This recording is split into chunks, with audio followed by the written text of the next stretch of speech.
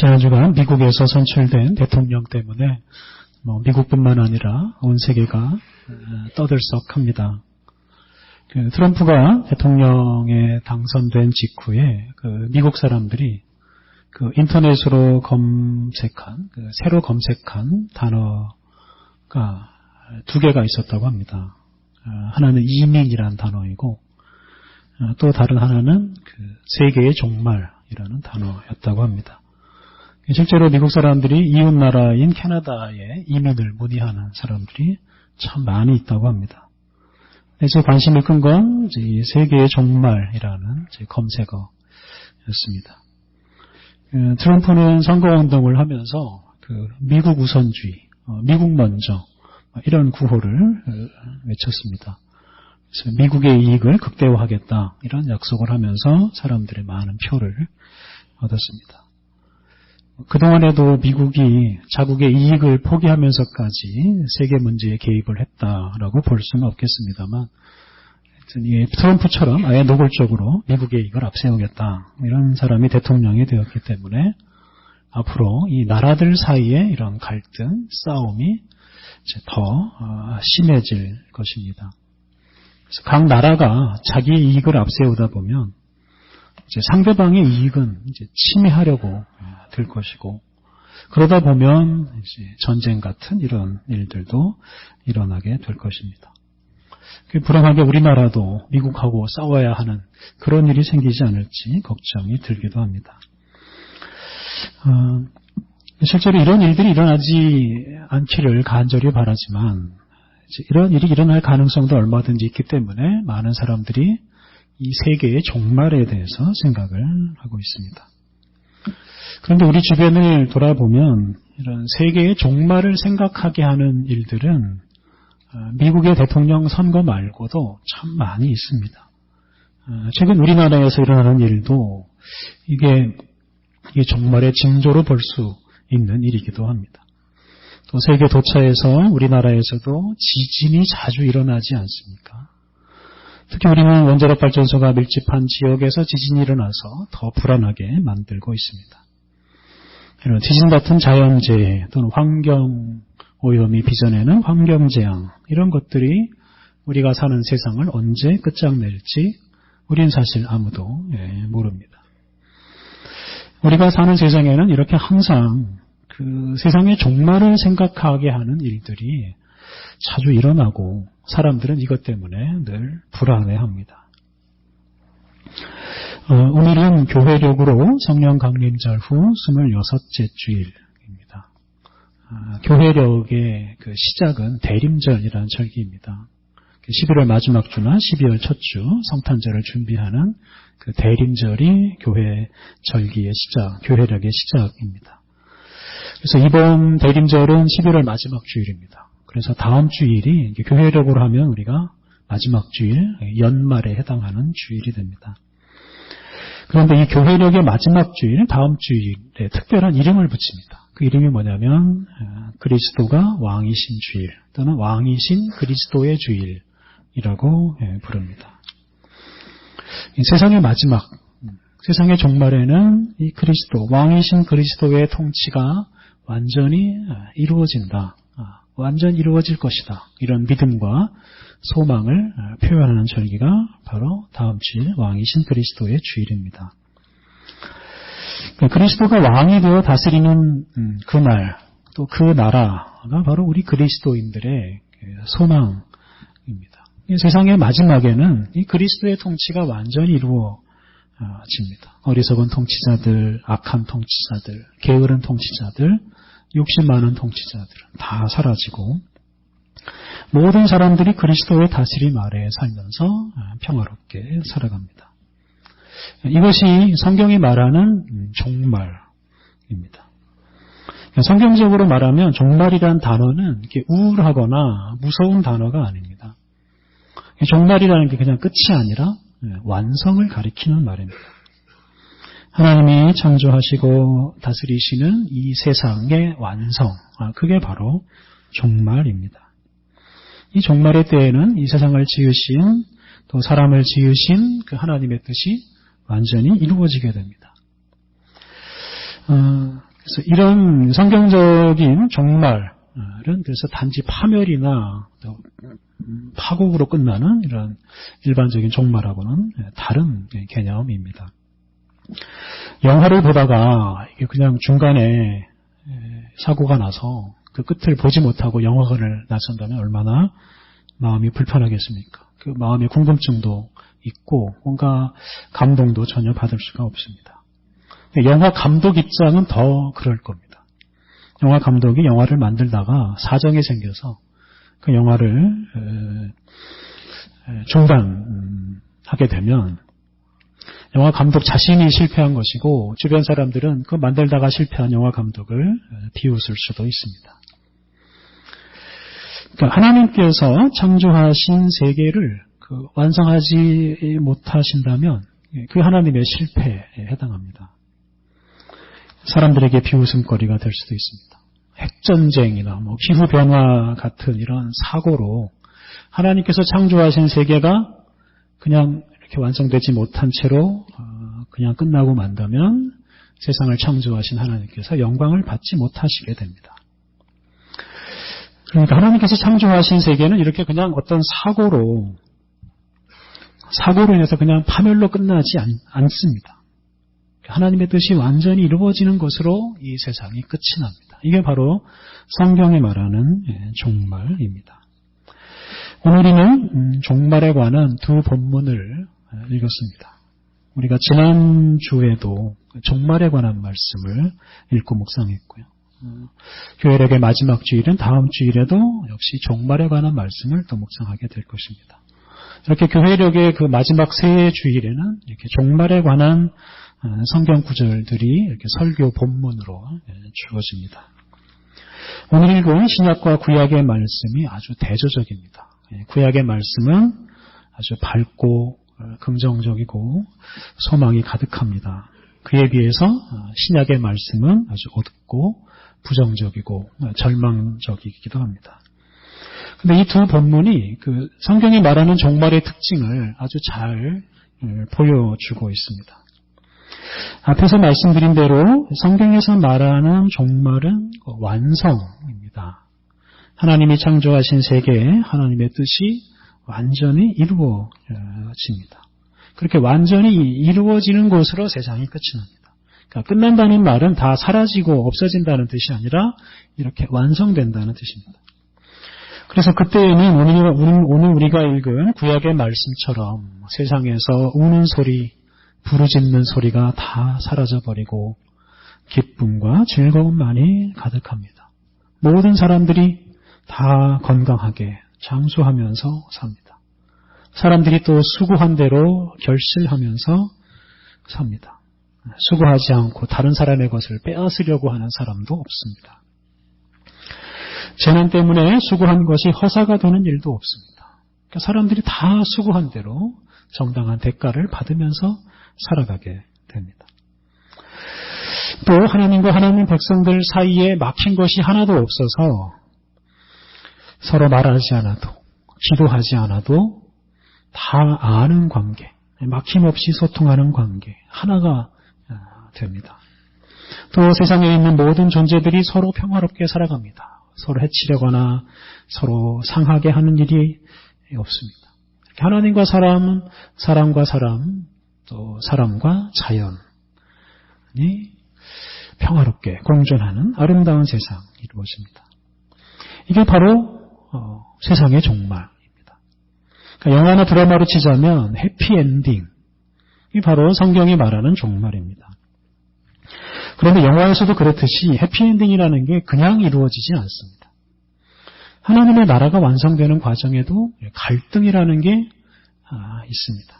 아주 힘들고 복잡한 과정, 그 갈등의 절정에 이르는 이런 과정을 거쳐서 해피엔딩이라는 게 이루어집니다. 또 그래야만 그게 진정한 해피엔딩이라고 할 수가 있습니다. 예를 들어 처음부터 끝까지 계속 웃게 만드는, 즐거움만 주는 영화는 사실 그런 영화는 없습니다. 근데 실제로 그런 영화가 있다고 하면, 그런 영화를 만든다면 그런 영화는 아주 가벼운 영화, 감동도 없는 영화라는 평가를 받게 될 것입니다. 영화의 중간에 반드시 어떤 심각한 일, 심각한 갈등, 고난, 실패 이런 것들이 항상 있기 마련입니다. 그런 걸 거쳐서 영화의 결말이 해피엔딩이 이루어져야 이런 감동도 크고 재미도 크고 즐거움도 더 커집니다. 오늘 우리가 읽은 신약의 본문은 종말이 이루어지기 전에 일어날 그런 갈등에 관한 말씀입니다. 구약의 말씀도 잘 살펴보면 오늘 본문 바로 앞에 1절부터 16절, 이사야 65장 1절부터 16절을 보면 심판이란 아주 무서운 말씀이 등장합니다. 그러니까 새 하늘과 새 땅이 이루어지기 전에 현재 하늘과 현재의 땅에 대한 무서운 심판의 말씀을 하십니다. 그리고 그런 심판을 거쳐서 새 하늘과 새 땅이 이루어집니다. 오늘 읽은 신약의 본문도 그와 비슷한 구조입니다. 오늘 읽은 본문 있고 오늘 본문 뒤에는 예수님이 오신다 하는 말씀이 나옵니다. 예수님의 오심, 그 오심은 어떤 오심입니까? 이 세상을 완성하기 위한 오심. 흔히 재림이라고 말하는데 예수님께서 오심으로 우리가 살아가는 세상이 완성되고 이 세상을 창조하신 하나님의 뜻이 완전히 이루어지게 됩니다. 그런데 그 완성 이전에 아주 무서운 일들이 일어납니다. 우리가 그걸 가리켜서 흔히 종말의 징조라고 부릅니다. 종말의 징조가 있고 종말이 따로 있습니다. 이게 종말 자체는 아닙니다. 단지 종말의 징조일 뿐입니다. 그 종말의 징조 중에 첫 번째로 드는 것이 5절부터 6절에 예루살렘 성전이 무너진다는 말씀이 나옵니다. 성전이라는 것은 유대인들의 그 마음에는 최후의 보루입니다. 정신적인 지주. 하나님이 계신 성전은 절대로 무너지지 않는다. 그래서 성전에 가서 예배하는 우리들도 결코 망하지 않는다. 이런 생각을 가지고 있었습니다. 그래서 이 성전은 유대인들을 정신적으로 지탱해주는 가장 큰 힘이었습니다. 그런데 그 성전을 무너지게 하십니다. 그 예고대로 로마의 군대가 이 성전을 점령하고 다 파괴합니다. 근데 이 말씀은 단지 어떤 성전의 파괴를 말하기보다는 이런 종말이 오기 전에 사람들이 믿고 의지하던 것들을 다 무너지게 하고 사라지게 하신다는 겁니다. 사람들의 삶의 중심이 무너져서일 때 혼란이 일어납니다. 8절을 보면 거짓 선지자들이 등장한다고 말씀하십니다. 거짓 선지자들의 특징은 자기의 이익을 챙기는 겁니다. 먹고 살기 위해서 선지자 노릇하는 사람들이 다 거짓 선지자들입니다. 진실을 말하지 않고 거짓말로서 자기의 이익을 챙기는 사람들이 거짓 선지자들인데 이런 사람들 때문에 큰 혼란이 일어납니다. 뭐가 진리이고 뭐가 거짓인지를 알 수가 없게 됩니다. 그러니까 사람들이 진리가 뭔지 거짓이 뭔지를 구분하지 않고 그냥 살아갑니다. 오늘날에도 이런 거짓 선지자들이 사실은 많이 있습니다. 진리를 전하지 않고 사람들의 욕심을 부추기는 이런 종교 지도자들, 교회 지도자들 사실은 다 거짓 선지자들입니다. 권력자에게 아분하고 돈이나 뜯어먹는 그런 기자, 언론기관들도 사실은 다 거짓 선지자에 해당합니다. 그런 거짓 선지자들을 세상에서 이 세상을 혼란스럽게 만듭니다. 이렇게 종말의 징조로서 성전이 무너지고 거짓 선지자들이 등장함으로써 세상에 큰 혼란이 일어납니다. 선과와 거짓과 불의가 혼란스럽게 됩니다. 이어지는 말씀을 보면 물리적으로도 큰 혼란이 일어납니다. 민족과 나라들 사이에 전쟁이 일어납니다. 지진과 기근, 전염병, 무서운 일, 하늘로부터 오는 큰 징조가 일어납니다. 사람들 세계뿐만 아니라 자연 세계에도 엄청난 재앙이 일어납니다. 오늘날 일어나는 환경의 재앙은 사실 하늘이 내리는 재앙이 아닙니다. 따지고 보면 사람이 일으키는 재앙입니다. 사람이 욕심을 부리다가 땅과 하늘과 공기를 더럽힘으로써 우리가 사는 세상에 자연재해가 끊임없이 일어납니다. 그러니까 이렇게 세상의 마지막 때에 일어나는 이런 재앙들은 따지고 보면 인간의 죄 때문에 일어나는 재앙들입니다. 인간의 죄로 말미암은 전쟁, 자연재해가 이 세상을 마지막으로 몰아갑니다. 그런데 오늘 읽은 신약의 말씀에서 후반부 말씀이 더 중요한 말씀입니다. 12절부터 19절 말씀을 보면 이런 엄청난 재앙에서 그리스도인들은 이런 재앙을 피해서 도망가는 사람들이 아닙니다. 하나님께서 그리스도인들만 뽑아서 이런 재앙을 당하지 않도록 신천지 같은 이런 곳으로 사람들을 데려가시는 것도 아닙니다. 오히려 그리스도인들은 이런 재앙을 당할 뿐만 아니라 더 많은 고통을 겪어야 된다라고 12절부터 19절에서 말씀하십니다. 특히 권력자들에게 박해를 받고 그들 앞에 끌려가서 신문을 받을 것이라고 말씀하십니다. 사람들에게 미움을 받을 뿐만 아니라 심지어 가족과 친구들에게도 배신을 당할 것이라고 말씀하십니다. 이렇게 성도들, 그리스도인들의 박해, 이게 그리 종말의 징조입니다. 성도들이 박해를 받아야만 끝이 옵니다. 종말이 오고 하나님의 나라가 완성됩니다. 다시 강조하자면 성전의 파괴, 거짓 선지자들의 등장, 전쟁과 자현재, 그리고 성도들에 대한 온갖 박해, 이런 것들로 세상이 끝나는 게 아니라 이거는 세상을 완성하기 위한 과정이고 이런 과정을 거친 후에 하나님의 나라가 완성됩니다. 그러니까 하나님께서 우리에게 약속하신 그 하나님의 나라는 그냥 거저 이루어지거나 쉽게 이루어지지 않습니다. 우리가 읽은 구약의 말씀에 나오는 이 새 하늘과 새 땅은 그냥 우리에게 거저 주어지지 않습니다. 성전의 파괴로 벌어지는 어떤 극도의 정신적인 혼란, 거짓 선지자들로 인한 혼란, 전쟁과 자연재해, 그리고 성도들에 대한 박해, 이런 무시무시한 일들을 거쳐서 이루어집니다. 그리고 오늘 우리가 주목할 것은 이렇게 하나님의 나라가 완성되기 이전에 12절부터 19절에 나오는 대로 성도들이 박해를 받아야 한다 하는 것입니다. 오늘 설교의 제목처럼 성도들의 인내가 필요합니다. 임금들과 집권자들의 박해를 두려워하지 않고 그들에게 풀려나기 위해서 변명을 늘어놓는 일도 하지 않고 끝까지 인내하면서 담대하게 하나님의 말씀을 전하고 싸우는 사람들, 그 사람들을 통해서 하나님의 나라가 종말이 이루어진다라고 말씀하십니다.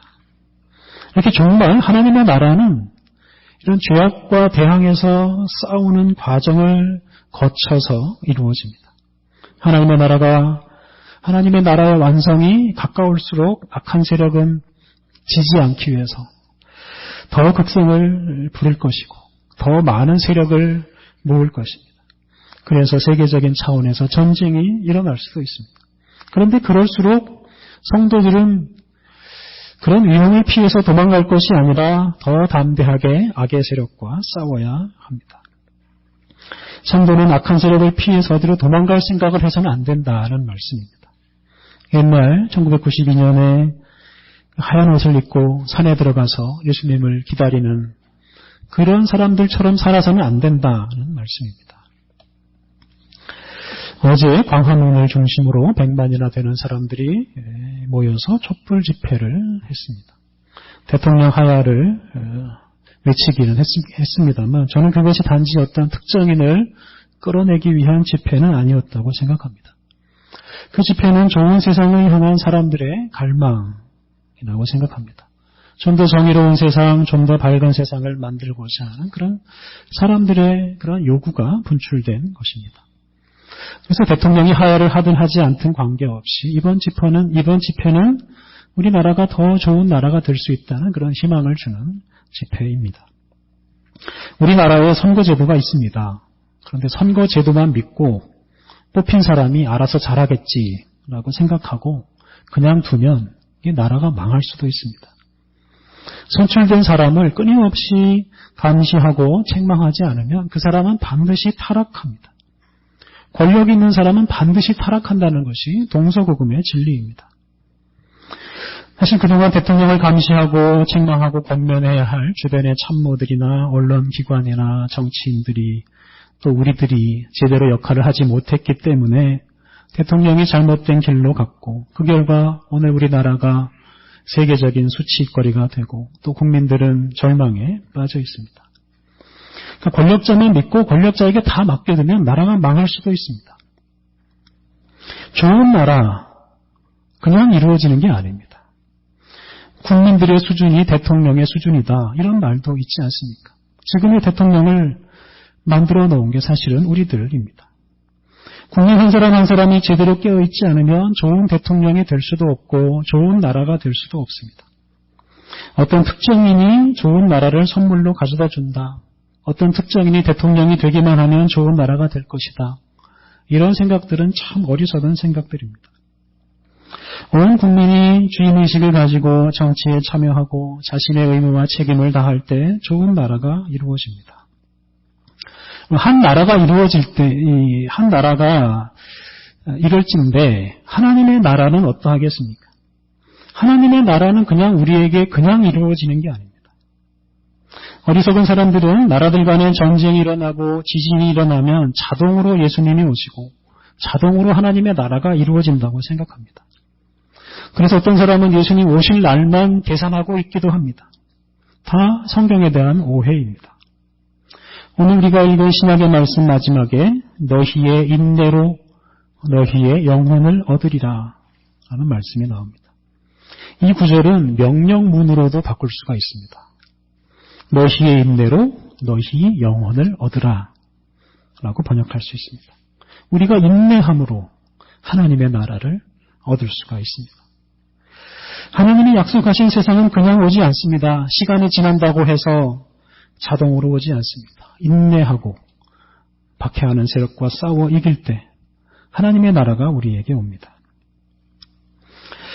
성도 여러분, 어느덧 한 해를 정리하는 시간이 다가왔습니다. 지난 1년 여러분은 얼마나 죄악과 싸우며 사셨습니까? 여러분 얼마나 박해를 받으며 사셨습니까?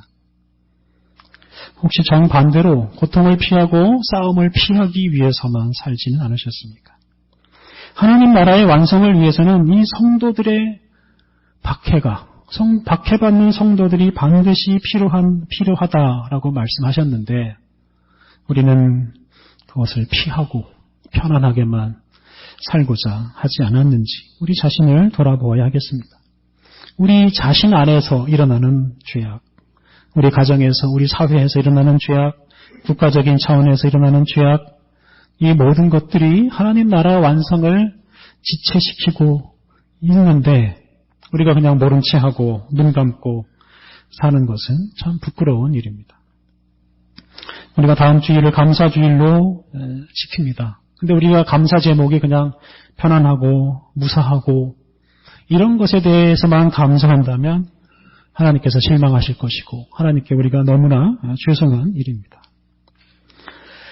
사랑하는 성도 여러분, 하나님은 우리를 왕이신 예수 그리스도의 다스림을 거부하는 악의 세력과 대항하는 사람으로 불러주셨습니다.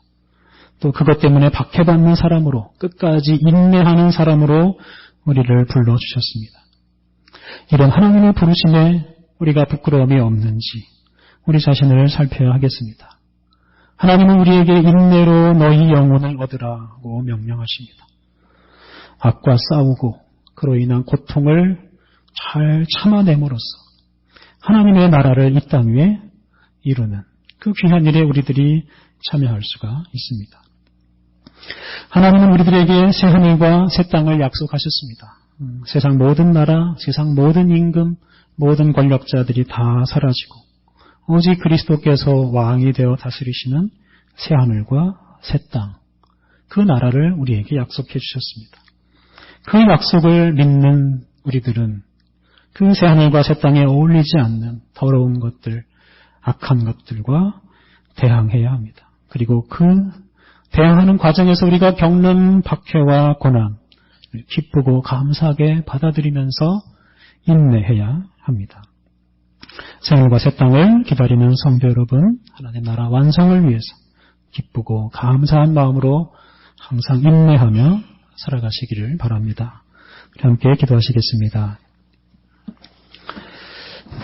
온 세상을 창조하시고 완성하시는 하나님, 주님이 약속하신 새 하늘과 새 땅이 이루어지는 과정이 비록 순탄하진 않지만 반드시 그 나라가 완성될 것입니다. 악한 세력이 하나님 나라 완성을 방해하지만 결코 막을 수 없습니다. 하나님, 우리들이 쉽게 낙심하지 않게 하옵소서, 쉽게 낙관하지 않게 하옵소서. 우리를 인내하는 사람으로 불러주신 하나님, 우리 머리털 하나도 상하지 못하게 하시겠다고 약속하신 하나님, 우리가 끝까지 승리를 확신하고 인내하며 하나님 나라를 방해하는 세력과 싸워 이기게 하여 주옵소서. 예수님의 이름으로 기도드립니다. 아멘.